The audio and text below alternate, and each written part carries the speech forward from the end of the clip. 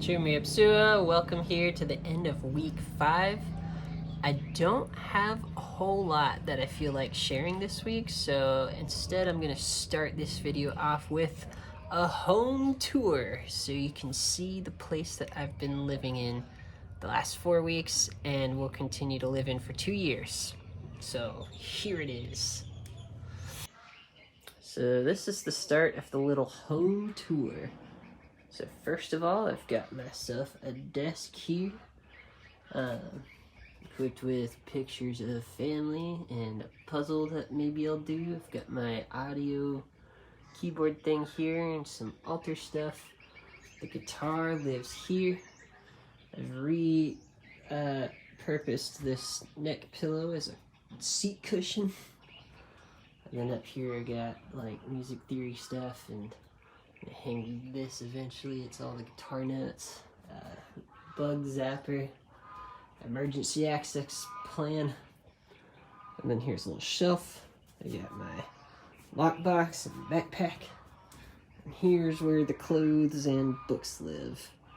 And then I got the thing, laundry basket, and then I can hang some clothes up here. So anything on the hanger gets hung here. This was covered in sweat, so I hang it here, and this gets hung there to dry. Storage bags, basically anything I'm not using actively gets put in one of those things, and this the bed with the mosquito net. And as you can see on the other side over here, I can put books and stuff. I got like a little bit of space within the canopy to do that. So now let's venture outside of the bedroom. This is kind of the main living space of the family. There's a couple more bedrooms here. That's a picture of my host mom's mom. Shelf for shoes. They've got their own little altar right here. And then I have put together a yoga station. It's just the mat. And then here's like a sweeping stuff and a trash can. We get birds in here, as you can see, so pretty regularly I have to sweep up the bird feathers. They like to come in through the vents right here. Things are not totally closed. And yeah, they're pretty obnoxious. I definitely had a bird come in and throw up on my stuff one day. Anyways, here we go, going down the stairs. Checka. This is the main living area downstairs. This is kind of atypical Cambodia. A lot of families just have like an open area, so like determining the inside from the outside is not like you come out of the bedroom, you're outside basically. But some families do have kind of these modern interior homes. So there's like a table. Sometimes people sit on this mat. And then that's the entrance. Here's a chair. This is where my bike lives. And there's some clothes and some other stuff that are not mine. And another little altar. Here we go, we got some more bananas here. Just got a new shipment in last night.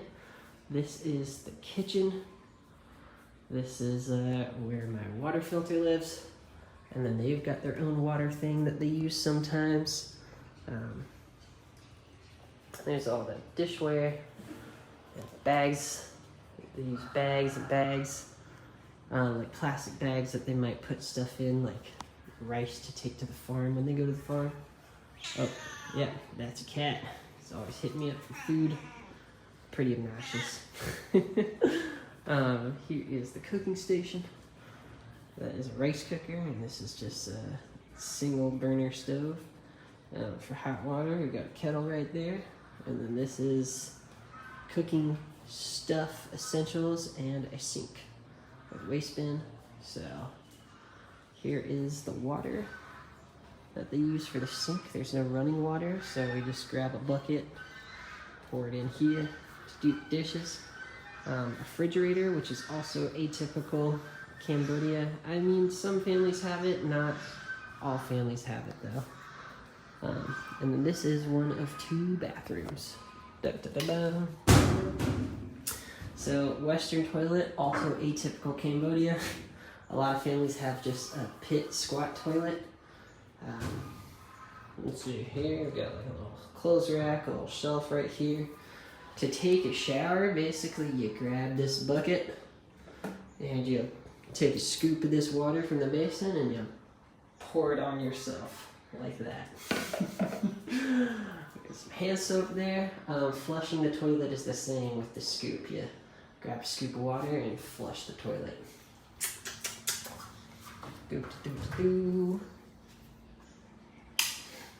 Cool. And here's the side of the house.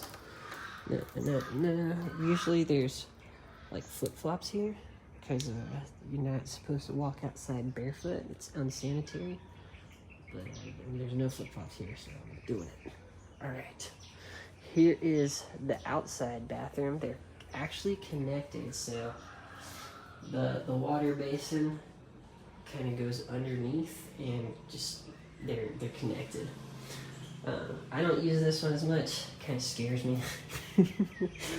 But if I have to, I will.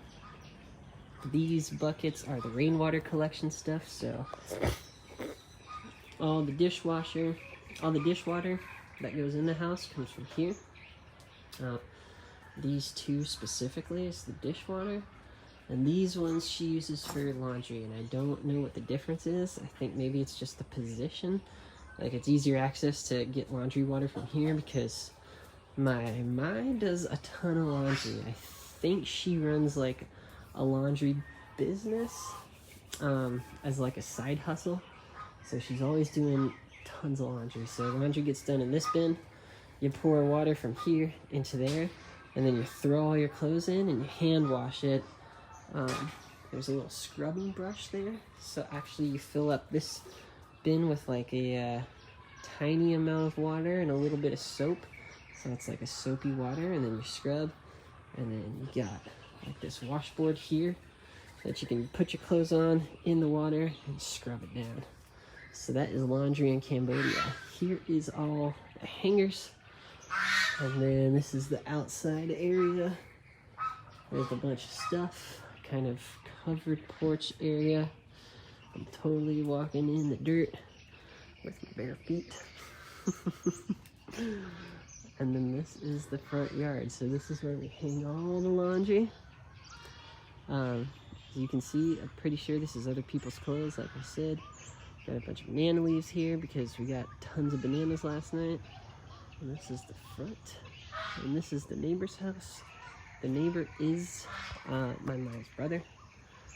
As I've mentioned before, there's like 6 siblings who live right on this street, so lots of family. The neighbor's great. His name's Poon. He's one of my faves. And then this is the outside of the house. So this is where I live now during life in Cambodia.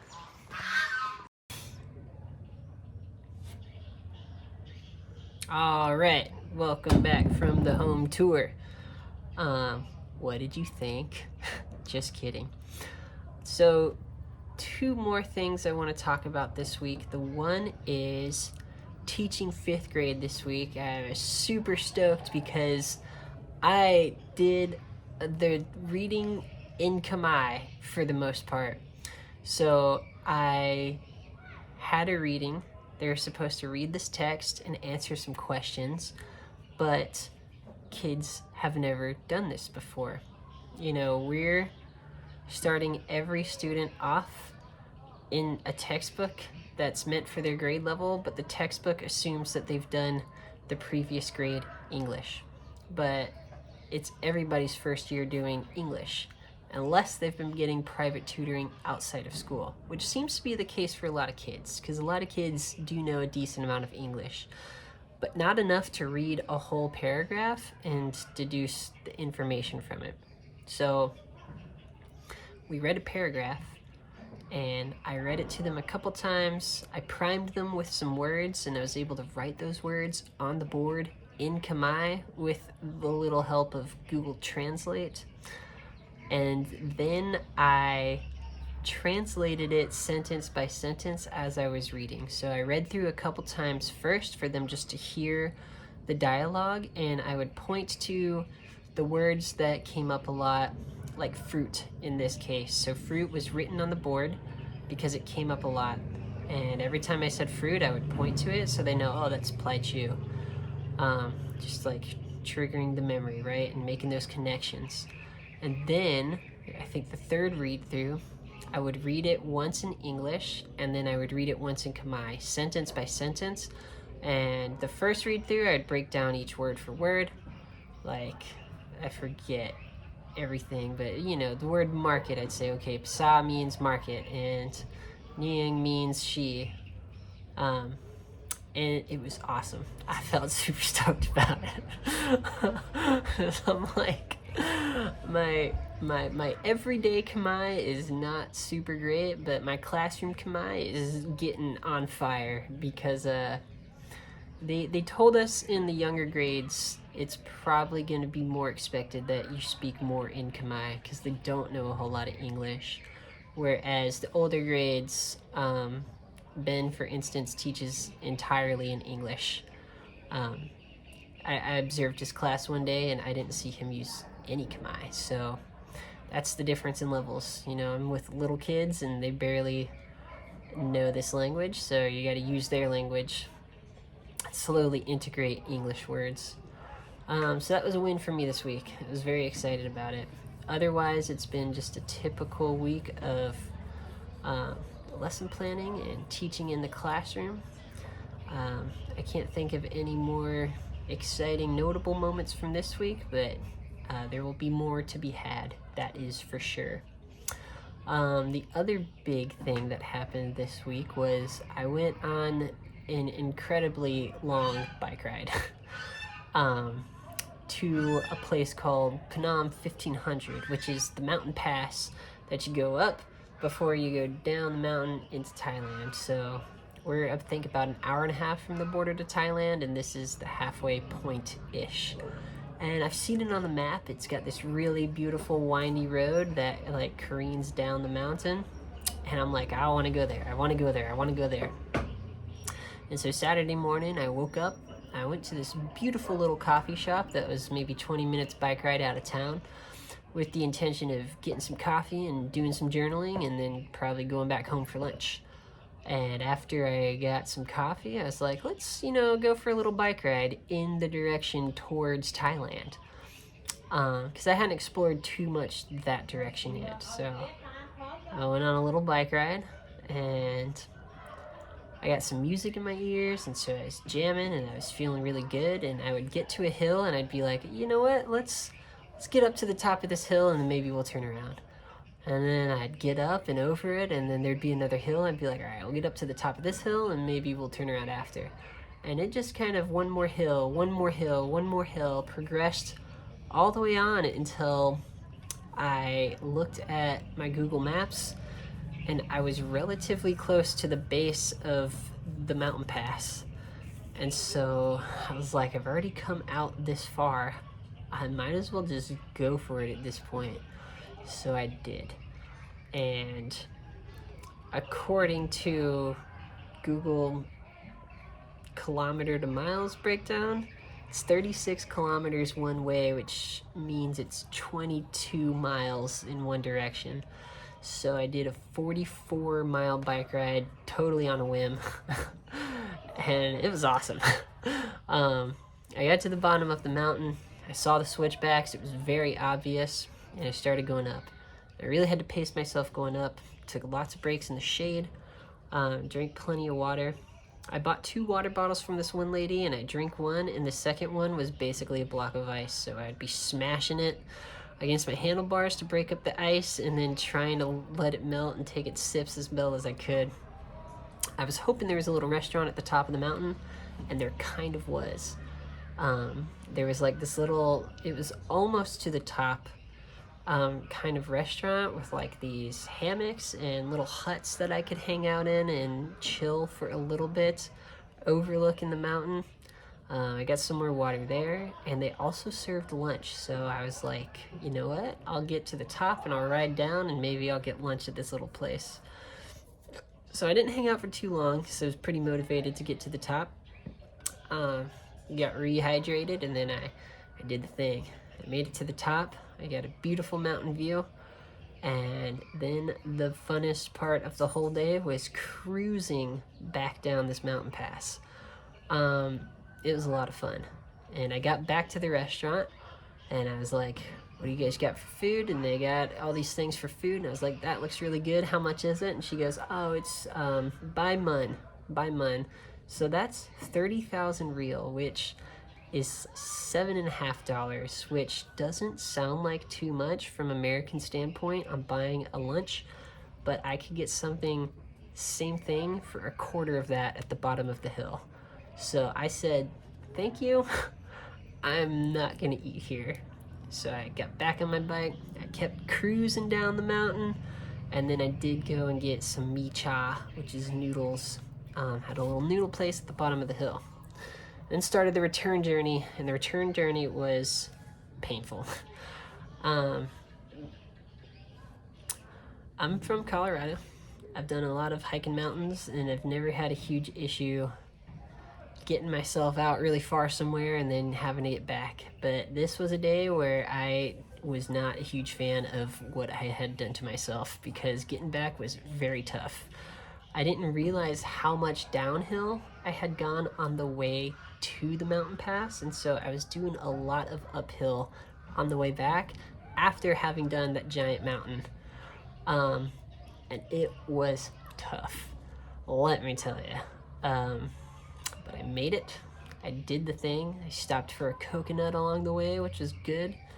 And then I got home and I just relaxed the rest of the day.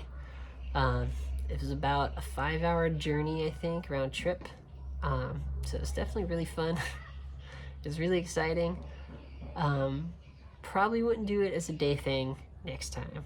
Definitely want to go again, but I've talked with some people about going there, staying the night, and then coming back the next day. Way better. But we'll see when that happens. It's getting a little bit hotter and hotter here every day, so it's to be determined when that's gonna go down. Sunday I had planned to go to the farm, but because I exhausted myself on this long bike ride, I decided I'm not doing anything on Sunday. So Sunday I relaxed. I went to the coffee shop for a little bit and mostly just hung out and did some stuff around the house. I did my laundry, things like that, yeah. So that was the end of week 5. Thanks again for watching.